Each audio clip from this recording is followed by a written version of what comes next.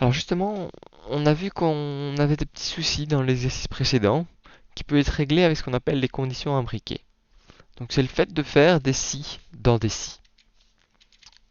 Je m'explique. Ici, vous voyez que j'avais des étudiants qui ont fait certains points en examen, mais il y a un étudiant qui ne l'a pas présenté, sa case est vide. S'il l'avait présenté, il y a eu 0, j'aurais mis 0. Mais là, il ne l'a pas présenté. Et du coup, j'aimerais bien avoir un troisième cas. C'est-à-dire, vous voyez ici, pour l'instant, j'ai que deux cas. Est-ce qu'il a plus ou égal à 10, c'est réussi, sinon c'est raté. Mais moi, j'aimerais bien un troisième cas, bah, s'il n'a pas répondu, alors on fait quelque chose. Comment est-ce que je peux faire ça? Je vais réécrire ma condition. Je vais dire si la case à côté est vide. D'accord? Comment est-ce que je peux vérifier ça? Quand vous n'êtes pas sûr de vous, vous pouvez faire des petits tests rapides. Par exemple, comment demander ce qu'elle soit vide? Je pourrais demander qu'il y ait un texte vide dedans.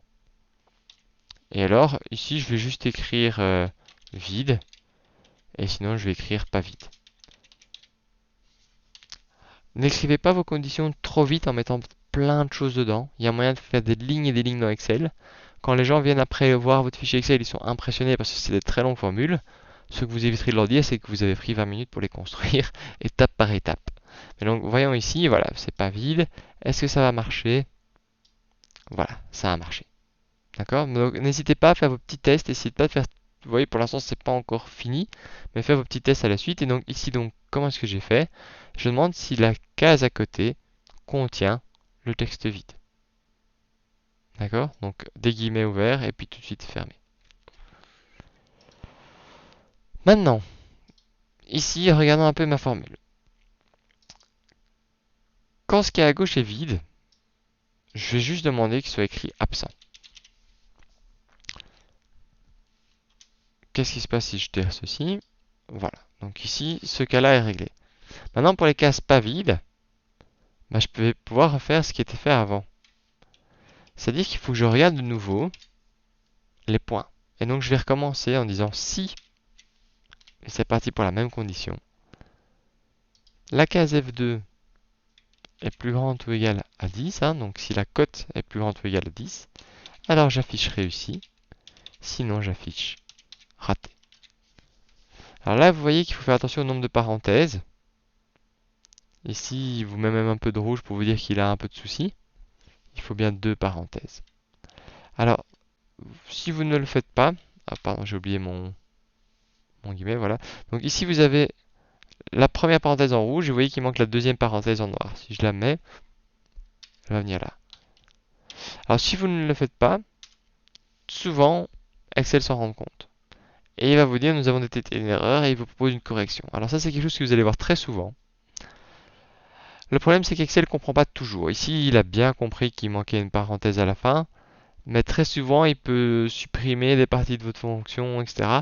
Donc, je vous encourage à ne pas appuyer oui tout de suite et à essayer de trouver quelle est la différence et ce que vous avez oublié. Sachant que ce que vous avez le plus souvent oublié, c'est la parenthèse fermante.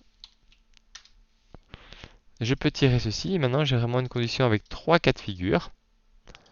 Le cas de figure où l'étudiant était absent, quand il n'a pas eu de cote, ou le cas de figure où il a eu une cote et cette cote était plus grande ou égale à 10, c'est réussi, ou il a eu une cote et cette cote était plus petite que 10, il avait donc raté.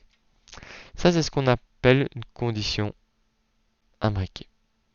Et vous pouvez en mettre autant que vous voulez les unes dans les autres. Imaginons maintenant que j'aimerais bien aller plus loin et demander que si un étudiant a entre 8 et 10, j'aimerais bien afficher un message particulier. Donc, étudiant limite, je vais appeler ça. Un étudiant qui a raté, mais pas tant que ça. Et donc, vous voyez qu'encore ici, bon, le 15, ce ne sera pas le cas, mais j'écris pour toute la colonne. Donc, je commence en haut, je fais égal, si. Et ce que j'aimerais bien vérifier, c'est si mon étudiant, sa cote est plus petite que 10, et si sa cote est plus grande que 10. Alors, pour information, il y a moyen de faire ça avec des si embriqués, mais il y a une manière plus jolie de le faire. Pardon, j'ai mis plus petite que 10 et plus grande que 8. Alors, on pourrait demander plus grande ou égale, tant qu'à faire. Donc ici, malheureusement, on ne peut pas l'écrire dans Excel comme ceci, mais ça va être très très très semblable. Donc je vais laisser ça comme ça pour l'instant et dire voilà, si mon étudiant a moins que 10 et plus que 8,5, alors je vais mettre étudiant limite. Sinon, je ne vais rien écrire. Reste à régler cette partie-là avec le et. Maintenant, Excel, ça ne s'écrit pas comme ça, parce que il faut employer des fonctions tout le temps. Et donc, ce que je vais employer, c'est la fonction et. La fonction et, j'ouvre la parenthèse, et vous voyez que je vais avoir chaque fois valeur logique, etc. Et donc, la fonction et, ce que je vais mettre, c'est toutes mes conditions dedans. Donc, comment ça se lit ça maintenant? J'ai ma fonction si, que je vais mettre en majuscule, mais Excel l'aurait fait tout seul. Et puis je dis, si f2 est plus petit que 10 et que f2 est plus grand ou égal à 8, alors étudiant limite. Alors on peut vous montrer que ça marche déjà pour vous convaincre. Voilà. Et donc ici, je peux rajouter autant de conditions que je veux. Si je voulais ajouter et que f2 est égal à 9, oups là, bon, ce qui serait pas très intelligent, hein, mais je peux rajouter vraiment autant de conditions que je veux. Je peux en rajouter 255 pour être exact. Donc ça, c'est comme ça qu'on emploie le et logique. Et donc le et logique, ça va vous renvoyer vrai si toutes les conditions, ça c'est la condition 1, ça c'est la condition 2, et ainsi de suite, si toutes les conditions à l'intérieur du et sont vraies.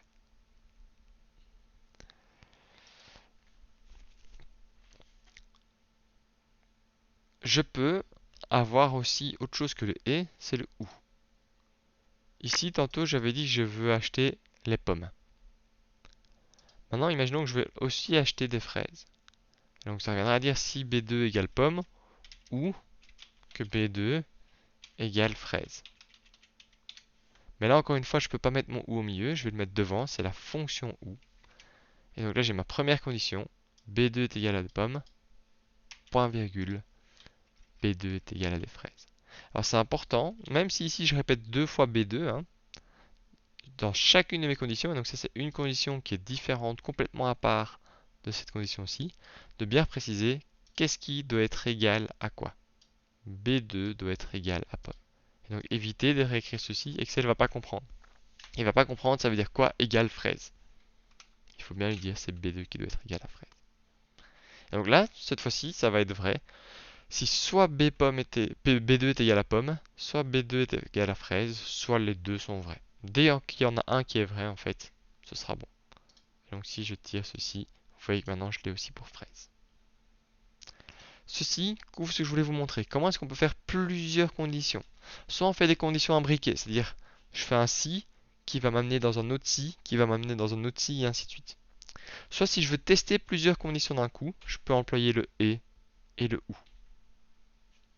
Voilà qui conclut la vidéo 4 sur les conditions imbriquées.